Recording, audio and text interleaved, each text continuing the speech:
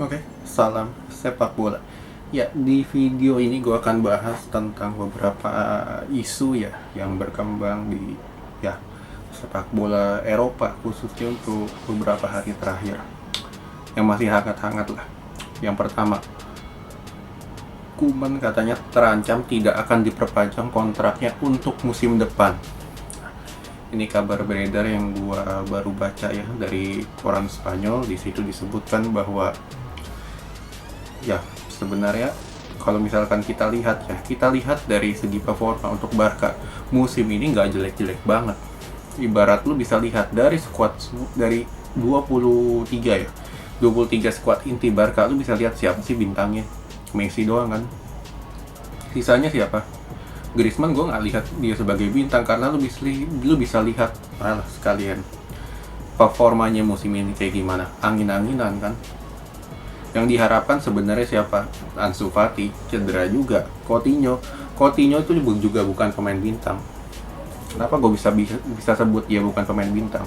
Lu bisa lihat dia sukses di mana sih? Liverpool doang kan. Apakah dia bisa meraih juara trofi? Enggak. Nah, itu makanya gue bilang Coutinho ini juga bukan pemain top. Lalu siapa lagi kalau misalkan dilihat?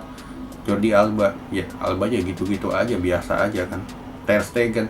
Ya, Ter Stegen kalau misalkan oke, dia memang main di Barca, cuma kan kalau misalkan kita lihat secara kualitas, berapa kali dia sering blunder, dan ya memang secara skill dia masih di bawah Neuer. Nah, kalau ditambah lagi pemain muda, nah pemain mudanya Barca musim ini bisa lihat juga Barca beli siapa? Pedri, Trincao. Ya, itu kan pemain antah berantah ya, walaupun gue bilang untuk Pedri musim ini cukup bagus ya, lumayan nyetel juga, sedangkan Trincao gue bilang bukan levelnya Barca. Jadi istilahnya kalau gue bilang Barca musim ini di bawah Koeman yang gak jelek-jelek banget, dapat Copa del Rey, ketinggalan kalau nggak salah 8 poin ya di waktu Natal, dan untuk akhir musim masih sempat dapat ranking 3 ya. Itu gue bilang cukup bagus juga untuk Koeman di bawah asuhan Barca dengan pemainnya yang mediocre semua kecuali Messi. Nah, kalau misalkan kita berangan-angan ya, kalau misalkan Koeman di apa nggak diperpanjang kontrak ya, isu yang beredar siapa yang mau gantian.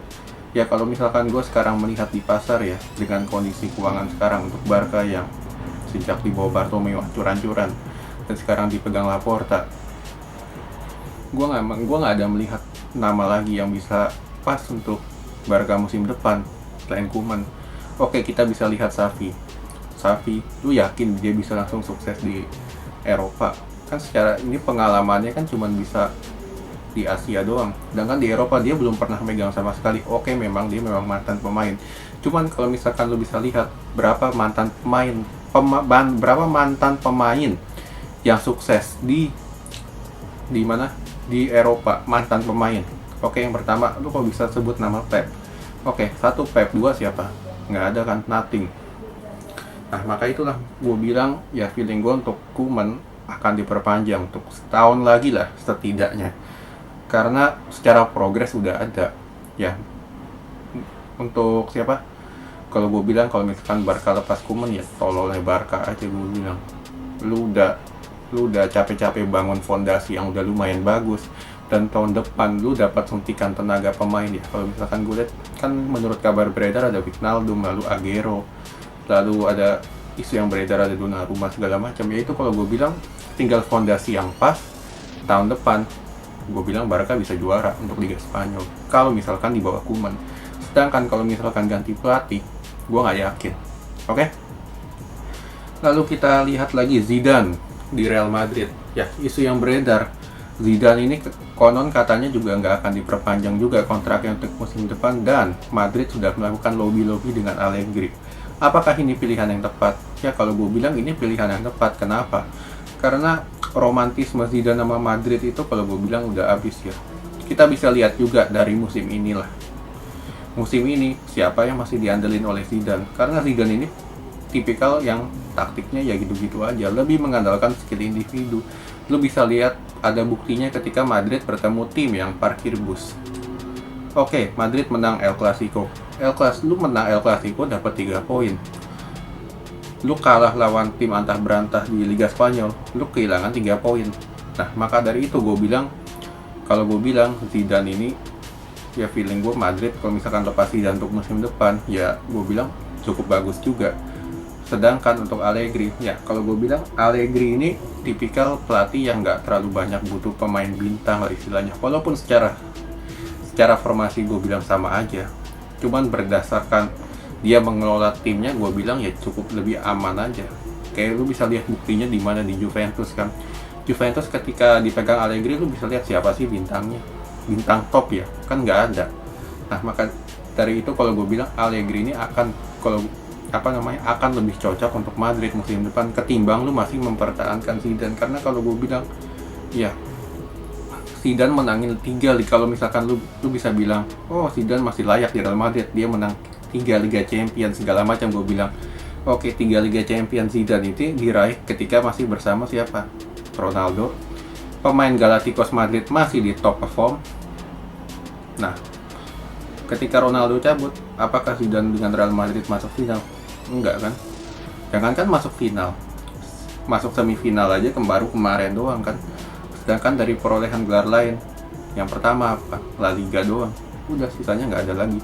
Nah, maka dari itu gue bilang ya Madrid musim depan kalau gue bilang di tangan Allegri akan lebih ada progres ketimbang lu masih mempertahankan Zidane. Zidane ini kan kalau katanya mau pindah ke Juventus ya. Ya kalau misalkan dia pindah ke Juventus training dengan Ronaldo, gue bilang ya fine aja ketimbang lu juga masih mempertahankan Pirlo yang masih nggak ada pengalaman segala macam seperti itu. Oke.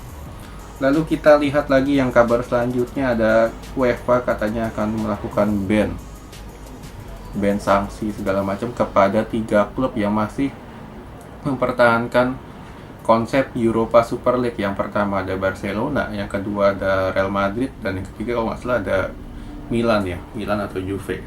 Nah, di sini kita bisa lihat juga, kalau misalkan kita lihat dari dasar hukumnya, lu pertama, lu punya ide, masa lu nggak boleh ngutarain?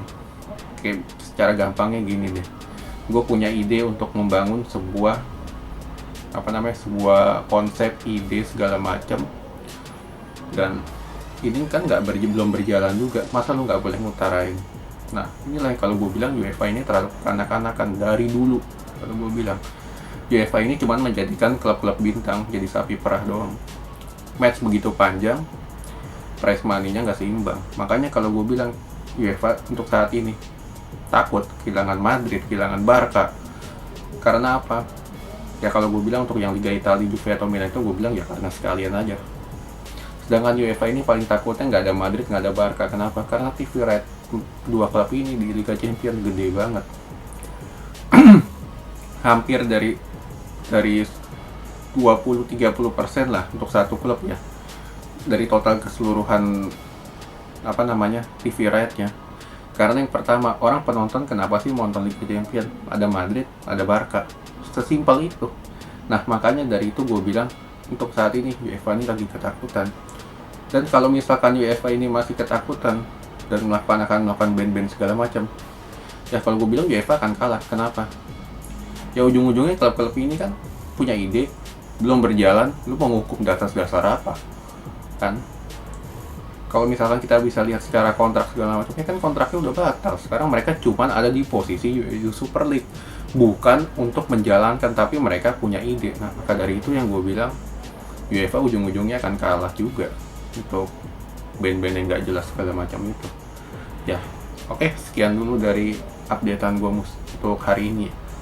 Ntar kalau misalkan ada updatean lagi, gue akan coba lagi untuk coba kasih lebih lengkapnya lah. Oke.